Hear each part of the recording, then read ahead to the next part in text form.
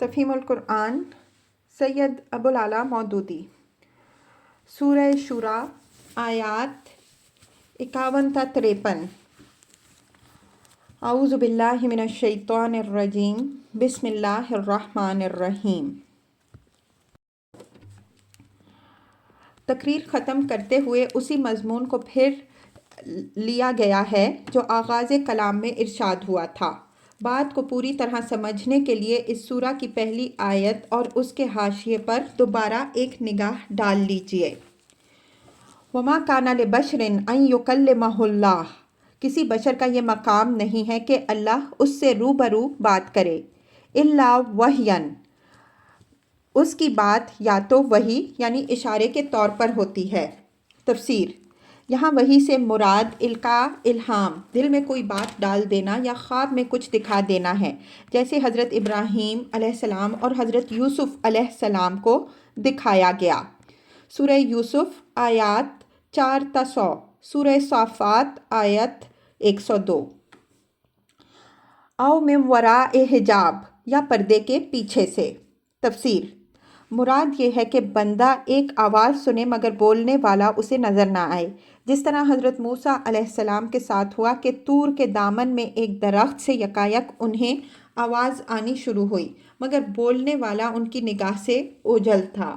سورہ طٰہٰ آیات 11 تا 48، سورہ نمل آیات 8 تا 12، سورہ قصص آیات 30 تا 35۔ او یرسل رسولا فیوحی بإذنہ ما یشاء، یا پھر وہ کوئی پیغامبر یعنی فرشتہ بھیجتا ہے اور وہ اس کے حکم سے جو کچھ وہ چاہتا ہے وہی کرتا ہے۔ تفسیر: یہ وحی کے آنے کی وہ صورت ہے جس کے ذریعے سے تمام کتب آسمانی انبیاء علیہم السلام تک پہنچیں۔ بعض لوگوں نے اس فقرے کی غلط تعویل کر کے اس کو یہ معنی پہنائے ہیں کہ اللہ کوئی رسول بھیجتا ہے جو اس کے حکم سے عام لوگوں تک اس کا پیغام پہنچاتا ہے، لیکن قرآن کے الفاظ فیوحی بإذنہ ما یشاء، پھر وہ وحی کرتا ہے اس کے حکم سے جو وہ چاہتا ہے، ان کی اس تعویل کا غلط ہونا بالکل عیاں کر دیتے ہیں۔ عام انسانوں کے سامنے انبیاء علیہم السلام کی تبلیغ کو وحی کرنے سے نہ قرآن میں کہیں تعبیر کیا گیا ہے اور نہ عربی زبان میں انسان کی انسان سے اعلانیہ گفتگو کو وحی کے لفظ سے تعبیر کرنے کی کوئی گنجائش ہے۔ لغت میں وحی کے معنی ہی خفیہ اور صریح اشارے کے ہیں۔ انبیاء علیہم السلام کی تبلیغ پر اس لفظ کا اطلاق صرف وہی شخص کر سکتا ہے جو عربی زبان سے بالکل نابلد ہو۔ انہ علی حکیم، وہ برتر اور حکیم ہے۔ تفسیر: یعنی وہ اس سے بہت بالا تر ہے کہ کسی بشر سے رو در رو کلام کرے، اور اس کی حکمت اس سے عاجز نہیں ہے کہ کسی بندے تک اپنی ہدایات پہنچانے کے لیے روبرو بات چیت کرنے کے سوا کوئی اور تدبیر نکال لے۔ وَكَذَلِكَ أَوْحَيْنَا إِلَيْكَ رُوحًا مِّنْ أَمْرِنَا، اور اسی طرح اے محمد صلی اللہ علیہ وآلہ وسلم، ہم نے اپنے حکم سے ایک روح تمہاری طرف وحی کی ہے۔ تفسیر: اسی طرح سے مراد محض آخری طریقہ نہیں ہے بلکہ وہ تینوں طریقے ہیں جو اوپر کی آیات میں مذکور ہوئے ہیں، اور روح سے مراد وحی یا وہ تعلیم ہے جو وحی کے ذریعے سے حضور صلی اللہ علیہ وآلہ وسلم کو دی گئی۔ یہ بات قرآن میں اور حدیث دونوں سے ثابت ہے کہ نبی صلی اللہ علیہ وآلہ وسلم کو ان تینوں طریقوں سے ہدایات دی گئی ہیں۔ نمبر 1، حدیث میں حضرت عائشہ رضی اللہ عنہا کا بیان ہے کہ نبی صلی اللہ علیہ وآلہ وسلم پر وحی آنے کی ابتدا ہی سچے خوابوں سے ہوئی۔ بخاری و مسلم۔ یہ سلسلہ بعد میں بھی جاری رہا، چنانچہ احادیث میں آپ صلی اللہ علیہ وآلہ وسلم کے بہت سے خوابوں کا ذکر ملتا ہے جن میں آپ صلی اللہ علیہ وآلہ وسلم کو کوئی تعلیم دی گئی ہے یا کسی بات پر مطلع کیا گیا ہے، اور قرآن مجید میں بھی آپ صلی اللہ علیہ وآلہ وسلم کے ایک خواب کا صراحت کے ساتھ ذکر آیا ہے۔ سورہ فتح آیت 27۔ اس کے علاوہ متعدد احادیث میں یہ ذکر بھی آیا ہے کہ حضور صلی اللہ علیہ وآلہ وسلم نے فرمایا، فلاں بات میرے دل میں ڈال دی گئی، یا مجھے یہ بتایا گیا، یا مجھے یہ حکم دیا گیا، یا مجھے اس سے منع کیا گیا۔ ایسی تمام چیزیں وحی کی پہلی قسم سے تعلق رکھتی ہیں، اور احادیث قدسیہ بھی زیادہ تر اسی قبیل سے ہیں۔ نمبر 2، معراج کے موقع پر حضور صلی اللہ علیہ وآلہ وسلم کو وحی کی دوسری قسم سے بھی مشرف فرمایا گیا۔ متعدد صحیح احادیث میں حضور صلی اللہ علیہ وآلہ وسلم کو 5 وقتہ نماز کا حکم دیے جانے اور حضور صلی اللہ علیہ وآلہ وسلم کے اس پر بار بار عرض معروض کرنے کا ذکر جس طرح آیا ہے، اس سے صاف معلوم ہوتا ہے کہ اس وقت اللہ اور اس کے بندے محمد صلی اللہ علیہ وآلہ وسلم کے درمیان ویسا ہی مکالمہ ہوا تھا جیسا دامن طور میں حضرت موسیٰ علیہ السلام اور اللہ تعالیٰ کے درمیان ہوا تھا۔